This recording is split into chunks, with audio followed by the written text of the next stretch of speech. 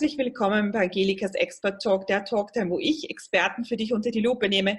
Heute bei mir zu Gast Jeanet Baathorn von den Niederlanden. Welcome, Jeanet. Thank you, vielen Dank. Jeanet, you are like an author of 6 books, 3 of them are bestsellers. You are an online social media expert since 2008. Main topic is like money mindset, and a really cool like kind of project or a vision you have is like the Freedom Entrepreneur Cruise.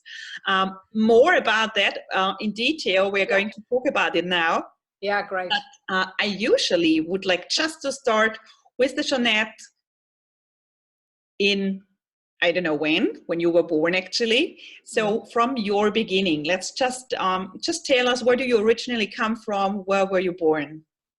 Okay, so I grew up in the north of the Netherlands, and I don't know that for Austria, of course, but I grew up far away from the big cities, far away from Amsterdam, Rotterdam, etc. So on the countryside. And I still am a country girl. I love being out in nature. I love animals. I always did horse riding. Even today, I own my own horse, an Icelandic horse.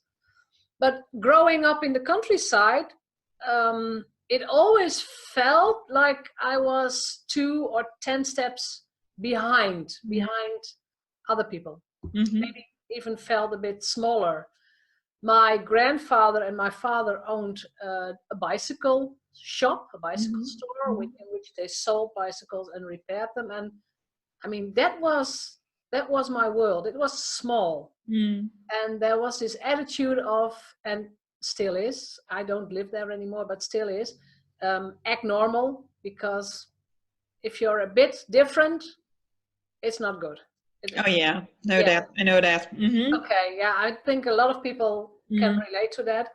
And I think it's even more when you're a woman, or when I grew up as a girl, thinking big or dreaming is out of the question. I mean, going to Amsterdam for studies, no way, that was too dangerous. Or so I got influenced by that whole small thinking, and it took me years to get out of it. And one of the best ways to get out of that mindset of your parents, and no matter how sweet they are, but to adopt a new mindset, is leave the area where you grew up. For me, it meant like moving 200 kilometers to Rotterdam, to where everything is happening. And there I discovered all kinds of new mindsets and people, and I was like, I'm not crazy. There are more people like me. Oh yeah, I also did that. I moved to New York, or close to New York for a study year, and it was a totally mindset shift. And then back to Vienna, to the city. But I still, like you, ended up then finally at my like in the landscape, the countryside, because I really love it. So this is like actually where I feel at home. Even so, I love cities. I love to meet international people, but that's like where I feel home, nature in. Me too. Close surrounding. And I love online, and I love meeting people, but I also love to get back home and be with my horse and the dog, and so there are funny things in my life, because when I was 14 or 15 years old, we did not have internet back then. For the young people, we had this project on school in which we could apply for pen friends, pen pals, so writing with people. We also had that. I did that, and I think at my peak I had about 40 pen pals all over the world, from Kenya, Israel, Malaysia, Russia, Hungary, USA, Canada. I mean, all over the world. And I loved that. I loved it, because maybe not every day, but every week I had new letters, like real postal letters coming in from somewhere. And I'm curious. I love that. And it took me, like, I discovered it about 7 or 8 years ago, like the whole letter writing. It was about writing, about curiosity. It has everything to do now with my book writing and my love for social media. But we did not have social media back then. So I had another way of of doing that. But it was always there. That's the point. It was always there. It's like a part of you which was always there to get in touch with other cultures, to explore the world. This freedom, this curiosity was always there. Absolutely. Yeah. When did you make like the decision to become self-employed, and especially in the field of online marketing? I mean, what did you work before? Like 2008 was a really early time actually to step into this area. So how was this process? They call me an internet dinosaur right now. I started blogging in 2008. I started LinkedIn in 2005. Mm-hmm. I was trained as an international marketeer, so I like marketing. I did not like the jobs that come with it, because we were talking about products and about specifications, and there was no interaction with clients if you work in marketing departments. So I retrained myself, or I went back to school again and became an HR manager, so human resources. And then I worked in the field of commercial businesses and HR. So I don't know if it does exist in Austria, but then you hire people and you send them out to other companies, and and you make a profit on them. Yes. And I love that. I love talking to new people and hiring them or not hiring them, talking about their salary, about their wishes, but also talking to the client and say, well, this could be a good fit for you. So I visited companies in the Netherlands and in Belgium, and then I had people for them. And I really like that combination. But then in 2004, we moved to the other side of the Netherlands, where I live now. So I lived in the big, busy area, close to all the big cities where the good jobs are. And I say it like a bit easy maybe, but now I live very close to the German border in the east. I started to apply for jobs, and I really disliked the jobs because there was no responsibility. It felt like getting back, and I was like, no way. So it was they were the good years, 2004, 2005. I went to the Chamber of Commerce. I signed up as an entrepreneur, and the first years I worked as an interim manager. So I did interim jobs in HR and employability. And then in 2005 I started LinkedIn, and I loved it because until now, up till that date, we had to go to sites like Monsterboard, Jobbird, Intermediaire, I don't know if you know, but we had to pay for them. We had to pay like a lot of money for it. And there was LinkedIn, and it was free. And I was like, what? There's all these people here, and I can browse in those curriculum vitae, or I can find people. I was hooked right away. So I was one of the first LinkedIn experts in the Netherlands. And in 2007, people started to ask me, can you train us? Can you give workshops about it? So from 2008, I stopped doing the interim work, and I switched to LinkedIn expert, and then later social media more wide. But yeah, I just like it. Yeah. That's a long and interesting story. So was there also challenges you had to face? I mean, it always sounds so easy to get a business started and to earn good money, and all those shiny objects are actually out there. Is it really that easy, or which challenges did you have to face to build up your business up to the date where you are now? I think there will be challenges like every month. For me, it's innovation, because I cannot offer the same LinkedIn workshop now. Like in 2008, I offered them and I was sold out. I offered them and I was sold out.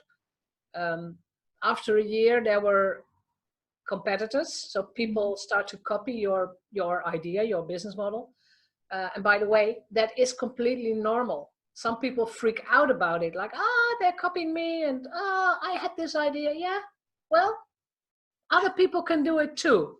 I mean, it is the same about products. We wouldn't have a lot of mobile phones if they don't copy it. That's it. Yeah, so you have to be normal process. I think that's the biggest challenge. You have to innovate yourself. You have to invent the new things you're going to offer. You have to think about and that's where your work is so important. You have to brand yourself as an expert. You have to position yourself like, this is what I'm good at. And once your name is known, once you're known in your field, it does not really matter what you're offering. I mean, I offer mastermind groups now. I invented the term freedom entrepreneur in Dutch, and people were like, oh, this is what we want. And I was like, okay, come on. But I do mastermind groups, and the cruise, the freedom entrepreneur cruise, that was something that I did 5 cruises, but on the side, like for my own fun, because I love them.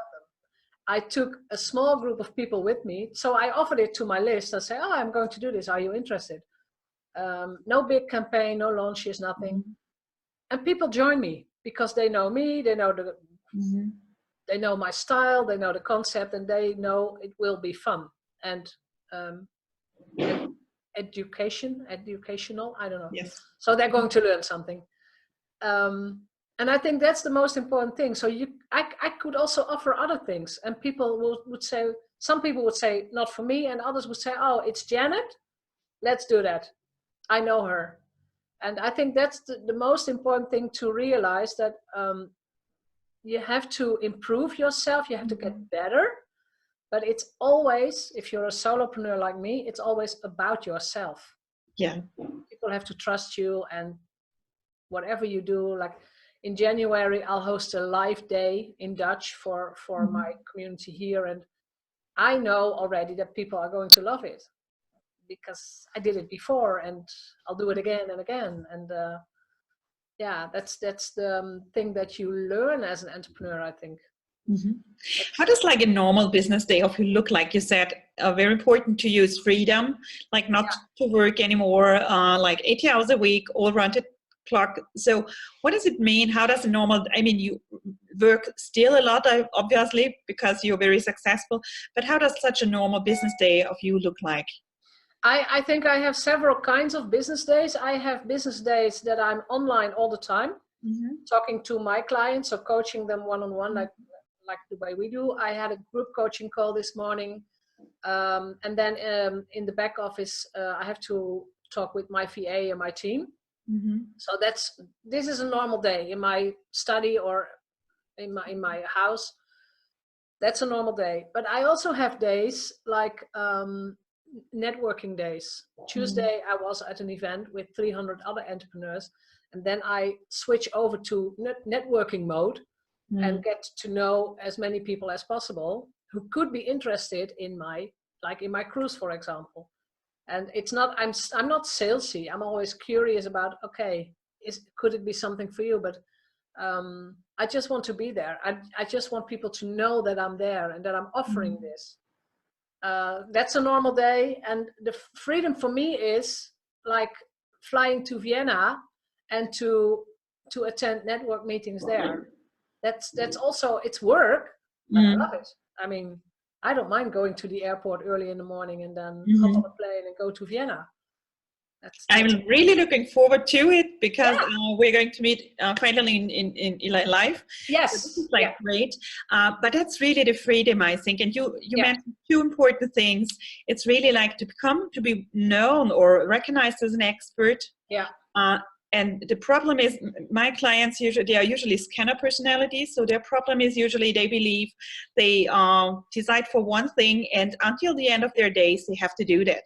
But like you already said, you just need to be well known as an expert for one field. But what you offer then or what you do then doesn't matter. It's up to you. And you can think in projects and realize projects. Yeah. And I also, the second important thing I also really agree with you is to build up a network. Without a network, especially also online and offline, it's really, really hard to make your way. Yeah, and I think it's also, as an entrepreneur, but as a person, I'm always curious about people. I'm always like, what are you working on? What is your struggle? What is your background? I like to talk about when you started also in that way. Like, what did you want to become when you were 11 years old? What was your dream? What are you dreaming about now? And for me, I like networking. A lot of people hate networking. I don't get that. It's like being curious and interested in people, and then you have nice talks and having fun. I mean, I like to have fun with people. Oh yeah. Yeah. I think that's the most important thing. Not like to be like this, I don't know, strict-minded or whatever, but you like to be really open-minded and to have fun, be curious, what life brings up to you. Yeah. Let's talk a little bit about your vision, because I think it's a great thing you do. I mean, this is like, I haven't come across anybody who does that. No, so your freedom, entrepreneurship, tell us something about this vision for 2019. It's the next start, and then you have a big vision. Yeah. So I'll begin with the end in mind. My big dream, my big vision is to have a cruise ship, not to own it, but to rent a cruise ship for 1,500 to 1,800 people. Then it will be filled with our group, my group, Freedom Entrepreneurs, and to do a cruise, preferably a crossing. So I like the days on sea. I like to work on sea. But I want it to be our ship, like with our own DJs, with our own speakers, but everything is decided by my team and myself and by us. That's my dream. Why? Because I think, and I'm going to build it up. So next year, 2019, we will be with 100 entrepreneurs. So until now, my biggest group was 16, like small group, comfortable. I know them, it's okay. Now with 100, it's different. Why do I want it? Because I think a lot of entrepreneurs are more or less a prisoner of their own business. They work and work and work. They feel that they have to do everything by themselves. And it's so often that I ask people, could you leave your business for 3 weeks? And would you still earn money? Because at the first question they say, yeah, I could go away for 3 weeks. Of course I can. And then I say, would you still earn money? And they're like, no, of course not, because I'm not there. But the trick is to find a business model that gives you the cash flow that even if you leave 3 weeks, nobody knows that you're away. I mean, it doesn't matter. And that's my inspiration. I want to get people out of their business and working on themselves, on the network, and have a helicopter view on their own business together with other brilliant minds. And then if you really ask me, especially women, especially mothers who have all this guilt towards the children and the family, and I'm like, no, they can survive without you for 3 weeks. I know they can. They don't like it, but they can. Definitely. So what's about next year? I mean, this is the big question. What about next year, 2019? Yeah, 2019. And are curious and who would like to participate maybe. Yeah, so next year, 2019, it's all organized. I want a group of more or less 100 entrepreneurs. So I have an option on 131 beds. So that's the group size now. International, so it's English speaking and focused on the European market, because in America, in the US, it's very normal that entrepreneurs go on cruises for 3 or 4 days and they talk to each other. And no, I have another strategy, because this cruise is a bit longer. It's 2.5 weeks. We start in the cold of Europe, end of November in Italy, and maybe it's 17 degrees, I don't know, but it's colder. But we sail, so we are going to cross the Atlantic Ocean. We're going to sail to the Caribbean, to Barbados, Guadeloupe, Martinique, like all these paradise destinations. And why? Because I know from experience that once you start the crossing, things are going to happen to people, because it's 6 days on a row that you can see. You can only see the ocean. You open your curtains or your balcony doors and see again, like every day, the whole day. We are not used to that anymore. We are not used to being alone, because I say to people, don't take your partner if he or she is not an entrepreneur. Come along. You are disconnected from your family. You're disconnected from your whole daily routine. Mm-hmm. And for me, the best news is you don't have to do anything. You don't have to cook. You don't have to clean. You don't have to do your bed. Mm-hmm. And that's where the discomfort starts, because we are used to doing something the whole time. Mm-hmm. If it's not work, then we have to hurry for the shopping or the groceries, or we have to do the cooking or whatever. And on day 3, 4, sometimes day 5, some people hit a wall. They're like, what is happening to me? Because all of a sudden you have the time to think about yourself, to reflect upon your life, to ask yourself, is this really what I want? Am I happy the way I live? Is my business okay? Some people have some sort of a breakdown. They start to cry, and they start to start to become braver and braver. Like, no, this is not what I want. But if you know what you don't want, you could end up selling your company. I had people selling their practice. I had people going into divorces. I know, you're warned. But if you really go for what you want and what your big dream is, you have to make choices, and they're not always fun. But that's what I like about this process, because if you talk about it in the group or in smaller groups, there are people who have felt the same things. They have been through the process, a lot of them. And you get support. You can open up about it. And I think it's one of the very few occasions in which you can say, my business, my whole ambition is also very important to me. Maybe it is number 1 or number 2. And if you're at home, it's difficult to say that. Like, my business is important. That for me, my neighborhood knows it. They don't have to come here and say, oh, let's have a cup of coffee. And I'm like, no, I'm working. I don't have the time for you. But yeah, it's difficult. And I think water has this effect on us. I think, yeah. This sounds very transformative. It's a very transformation journey, actually. It is a transformation. Yeah, it is a transformation. Is there something like in the end where, or is there, like you said, okay, people start crying sometimes, or it's, it's like a totally transformative journey. So do you support them in the end, or is there also supportive part, or is there like an ongoing program?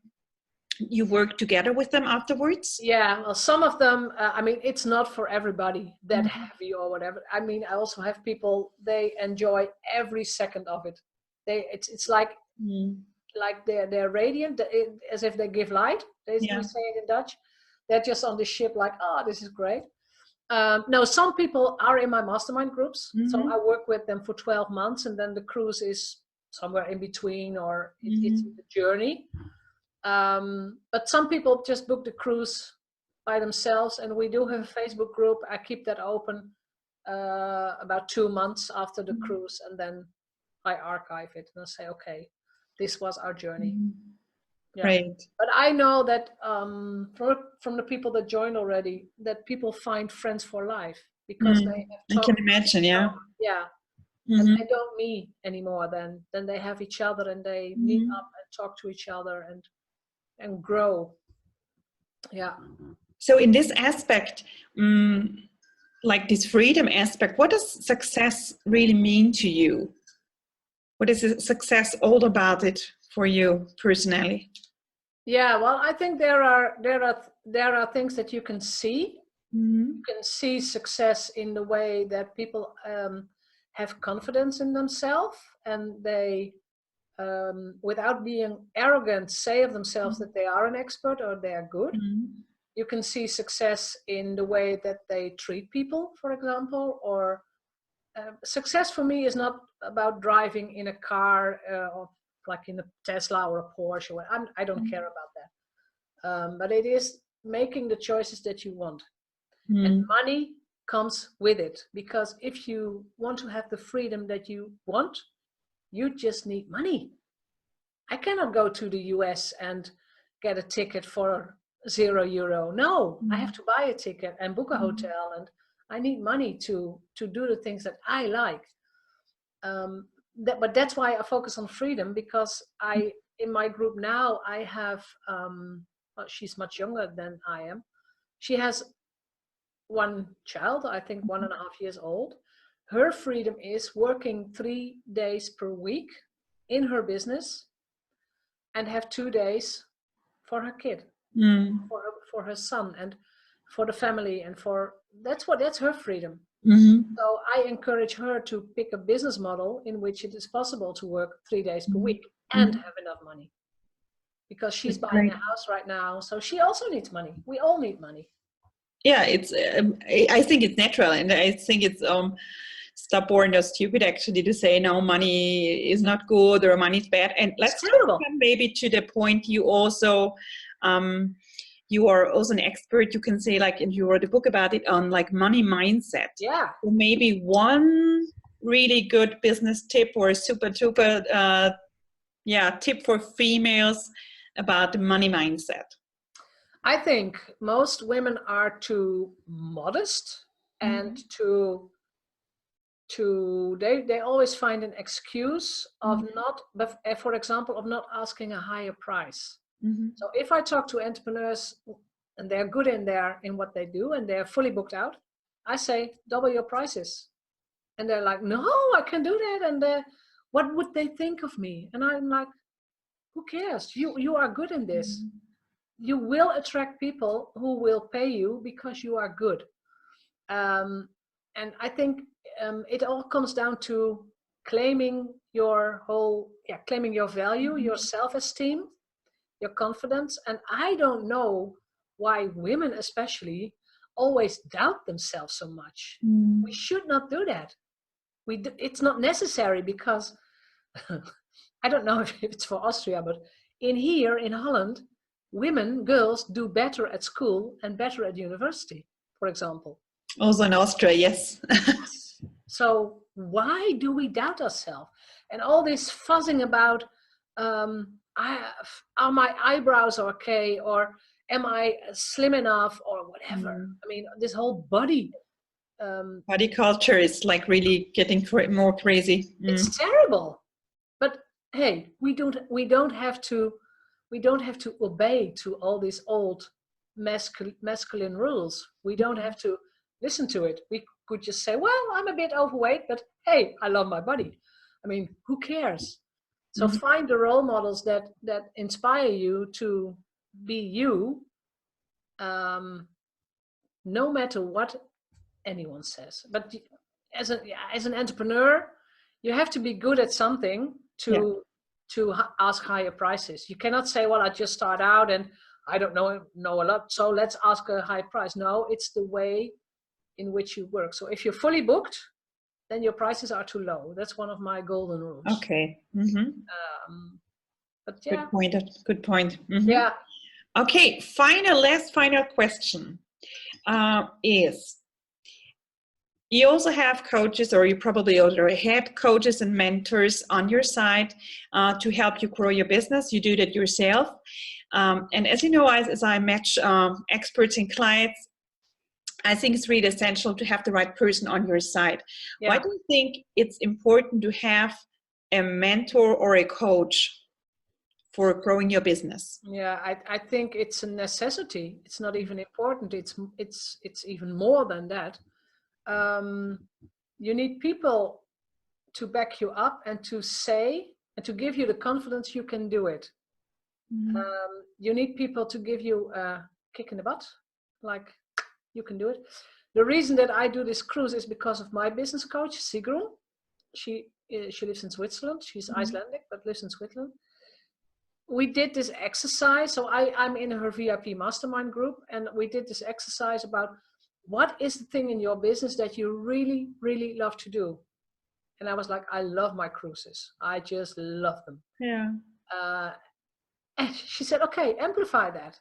What if you could do a cruise and earn your yearly income? And I was like, that would be paradise. Yeah. Yeah, because now I have 12 months time to do my marketing and to get people interested in this cruise. And without her support and without her thinking big, because I said, well, okay, I'll start with 50 then. And she said, no, start with 100 because your big vision is much bigger. So, but it felt unsafe. It felt uncomfortable because 16 was my biggest group.